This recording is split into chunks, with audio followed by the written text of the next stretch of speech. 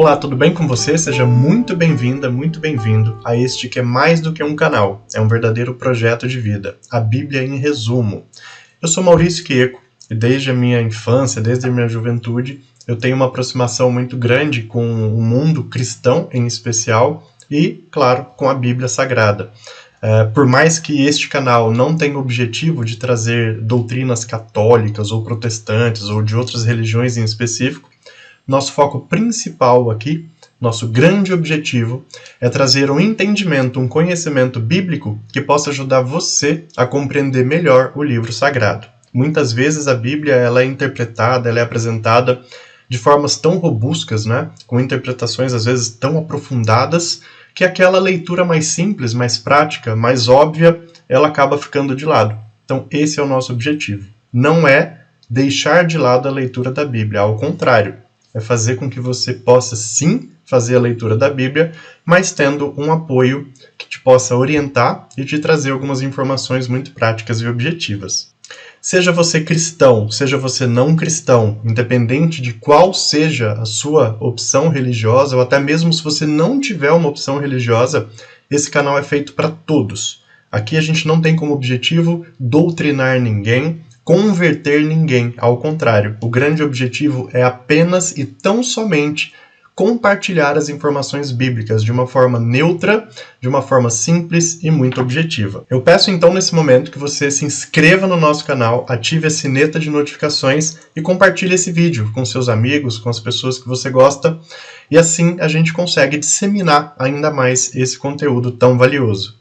Caso você esteja iniciando a experiência no nosso canal por este vídeo, eu recomendo que você vá lá no vídeo 0, Conceitos e Origens, e você vai compreender que a nossa playlist é uma sequência. A gente apresenta todos os livros bíblicos numa sequência muito prática, iniciando pelo vídeo 0, Conceitos e Origens, e, claro, seguindo ali a sequência bíblica da maneira como ela é. E o último convite que eu faço antes da gente iniciar o conteúdo desse vídeo é para que você dê uma olhadinha. Logo abaixo ao vídeo, aqui na descrição, você tem 2 links. Nós temos um livro da Bíblia em resumo, que é um livro que foi escrito ao longo de quase 7 anos de estudo, que foi desenvolvido para que a gente tivesse esse material hoje para compartilhar com você. Então, por que nós temos 2 links? Você pode baixar o livro gratuitamente, sem problema algum. Você baixa em PDF no seu computador, no seu celular, no tablet, onde você achar melhor. E claro, se você quiser contribuir com o nosso projeto, você tem um link também para comprar o livro. Tá? Então você está vendo aí que na verdade a gente oferece o livro gratuitamente e aquelas pessoas que querem ajudar o nosso programa, o nosso projeto, pode fazer a aquisição desse livro, vai chegar aí na sua casa. O grande objetivo desse projeto, com a venda do livro, é fazer com que o conteúdo bíblico chegue cada vez a mais pessoas, a mais e mais longe, a mais famílias, e também a gente utiliza a parte dos lucros para poder fazer auxílio de instituições que necessitam na região aqui onde eu moro, que é Cotia, na Grande São Paulo. Então, esses são os recadinhos e agora a gente vai para o conteúdo deste vídeo. Vamos lá? Bom, iniciamos nesse momento, então, a 4ª e última obra dessa literatura midrástica, que é esse subgrupo dos livros históricos. E aqui a gente vai apresentar, então, a história do livro de Esther. Uma história também muito bonita. Ela é apresentada em 10 capítulos, e aí uma divergência sobre qual é a versão mais aceita, né? Há 2 versões dessa história. Uma versão hebraica, uma versão grega. O que importa é que a história traz o mesmo sentido, ela traz praticamente os mesmos elementos, e também é uma dessas histórias escritas ali por volta de 200 anos antes de Cristo, nesse período que eu já comentei em vídeos anteriores, que Israel mais uma vez passava por muitos assédios do período pós-exílio babilônico e assírio, e era muito, né, estava muito refém, estava muito aberto e suscetível a qualquer invasor, né? Porque no pós-exílio, vamos entender que esse povo judeu ele foi voltando para suas terras, só que eles ainda não tinham concebido um país, um estado como eles tinham antes, né? Que era o reino de Judá, o reino de Israel, e antes disso tudo apenas Israel, a terra prometida. Agora eles estavam ali dispersos, né? Em algumas regiões, tribo para cá, tribo para lá. Então, esse povo, ele devagarinho, ele acabou perdendo um pouco a sua identidade, né? Vamos imaginar, então, que um período como esse, um povo que é massacrado, um povo que é enviado para exílio por tantos anos, passa por tudo isso, chega um momento até que os rituais, os preceitos religiosos deles acaba se perdendo um pouco na história, né? E aquelas pessoas que dominam a crença judaica, que têm o conhecimento dos preceitos, das orientações e regramentos de Javé, ficam até temerosos, ficam com medo de expor isso e apresentar, né? Então, eu estou contextualizando aqui toda uma situação para que vocês compreendam ainda melhor a história. Provavelmente é uma história romanceada também, tal como outras da literatura midrática, né? Um exemplo de vida, um modelo de vida que é apresentado que provavelmente não aconteceu, né? Pode até ter tido alguns elementos que foram vistos e observados pelo autor da obra, que é desconhecido, mas que ele traz aqui para a gente nesse contexto que eu estou explicando para vocês. Israel como um povo ainda meio que vagando em busca da sua identidade. Então a história ela acaba dando uma força, né? Ela revitaliza a resistência que o povo judeu precisa ter para que ele consiga estabelecer e reestabelecer não apenas o seu território, mas também a sua posição como judeu, a sua posição como filho de Javé, né? Essa identidade, como a gente comenta sempre, ela vai sendo perdida e retomada, perdida e retomada. O livro tenta fazer um resgate muito grande disso. Então, falado isso, contextualizada essa situação para você compreender em que pé se cria essa história, vamos aos fatos mais relevantes do livro de Esther. A história se passa no período de um rei chamado Assuero. E esse rei ele era um rei que governava a Pérsia, naquele que foi talvez um dos maiores impérios que a humanidade já viu, que foi o grande Império Persa, né? Um dos momentos desse império, que o Império Persa ele teve alguns momentos da sua história. Então, nesse momento, o rei Assuero, ele tinha um domínio que ia quase da Índia até a Etiópia. Então, depois se você quiser consultar aí no Mapa Mundi, você vai ver que era uma região muito extensa. A gente está falando de milhares, milhões de quilômetros quadrados que esse rei tinha um domínio.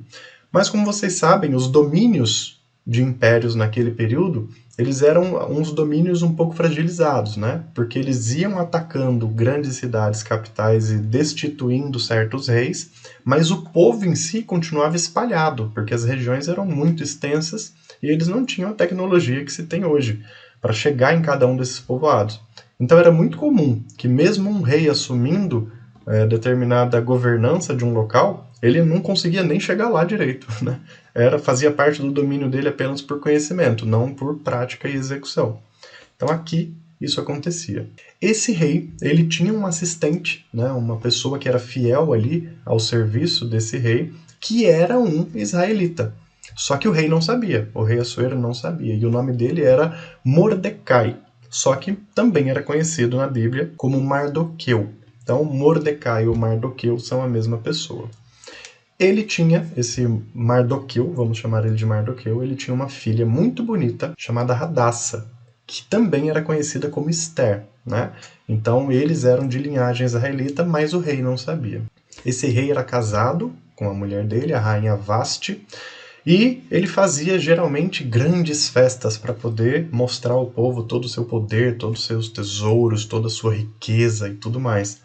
Numa dessas festas, ele se desentende com a rainha, com a esposa dele, e acaba expulsando ela ali do ambiente real, para que eles não tenham mais problemas e para que aquilo não vire uma coisa maior e a imagem dele não seja prejudicada.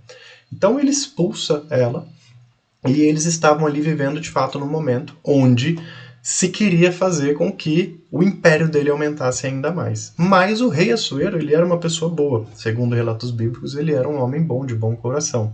Então ele dava uma certa liberdade aos judeus, mas ele era constantemente pressionado a não fazer isso, especialmente pelos seus servos mais próximos, né? Aquelas pessoas contrárias aos israelitas, aos judeus.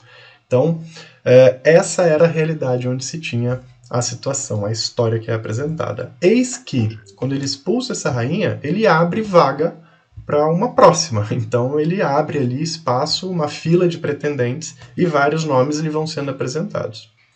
O fiel servidor dele, Mardoqueu, que, claro, mantinha a sua identidade israelita em segredo, não tinha falado nada, ele oferece a sua filha, ele fala para ela, Hadassa, e a filha, até para vocês saberem, era uma filha de criação, era uma filha adotiva que ele tinha, ele era padrasto dela, né? Ele nem era pai biológico, ele era padrasto dela, mas a criava como uma verdadeira filha.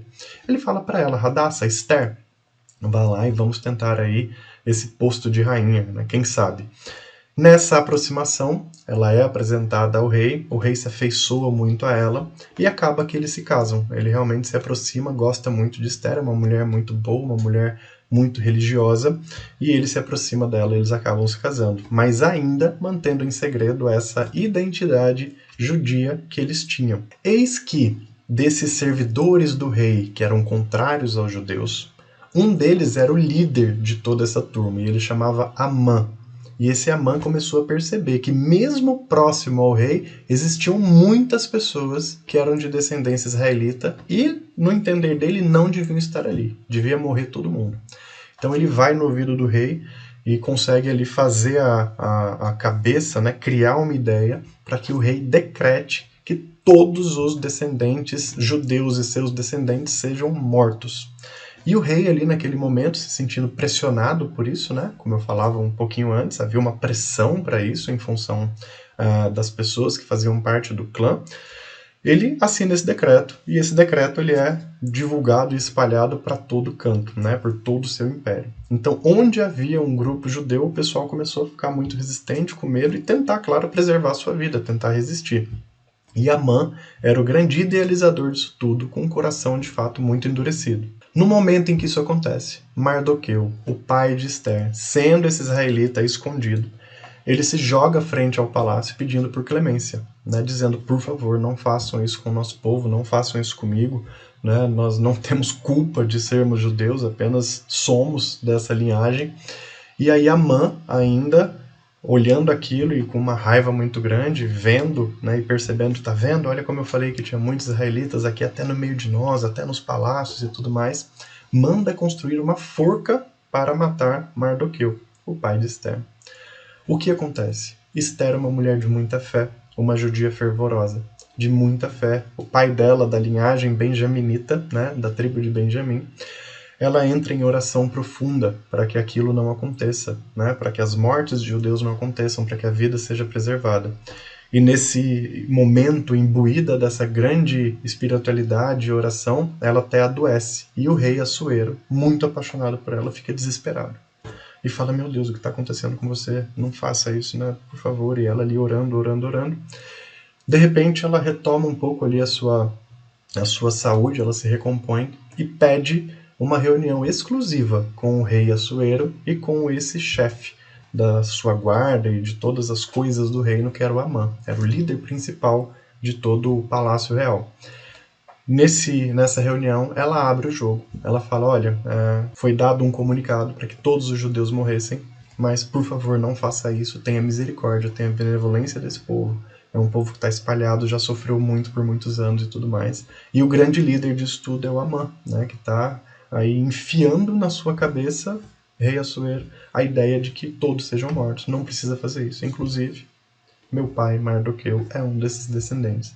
O rei Assuero fica desesperado e, claro, muito bravo com aquilo, porque ele foi enganado por Amã, que criou e mirabolou tudo isso. Tem piedade de todos eles, revoga os decretos e ainda faz com que Amã seja morto na mesma forca que ele havia construído para matar Mardoqueu. E dessa forma a história de Esther, ela é e foi utilizada, se espalhou naquele tempo para reavivar e fortalecer a fé desse povo judeu, para que eles não deixassem de lado suas tradições, sua cultura, os preceitos de Javé, para que eles mantivessem firmes e fortes toda aquela herança que eles receberam desde os seus antepassados. E a história realmente ela tomou uma proporção muito grande, muito conhecida e realmente muito bonita. Então espero que vocês tenham gostado dessa apresentação. O livro de Esther ele fecha essa literatura midrástica, onde a gente teve esses 4 grandes e belos exemplos de vida. E daqui para frente nós teremos outros temas a tratar nos próximos vídeos. Nesse momento, eu peço para que você não esqueça, se inscreva no nosso canal, ative o sino de notificação e até compartilhe esse vídeo. Você tem aí um botão para compartilhar com as pessoas que você sabe que vão gostar de todo esse entendimento dessa abordagem bíblica que a gente faz aqui na Bíblia em Resumo. Falando em A Bíblia em Resumo, nós temos um livro. Então aí abaixo na descrição também você tem 2 links. Nosso livro ele pode ser baixado gratuitamente em PDF. Você pode pôr no seu celular, no seu computador, no tablet, onde você quiser. E claro, se você quiser auxiliar nosso projeto, você pode comprar o livro e ele chega aí na sua casa. E com essa renda, nós auxiliamos instituições aqui da cidade de Cotia, onde eu moro, tá bom? Então você me ajuda para que eu possa repassar essa ajuda para as pessoas que precisam. Eu sou Maurício Quieco, espero vocês no nosso próximo conteúdo. Tchau, tchau!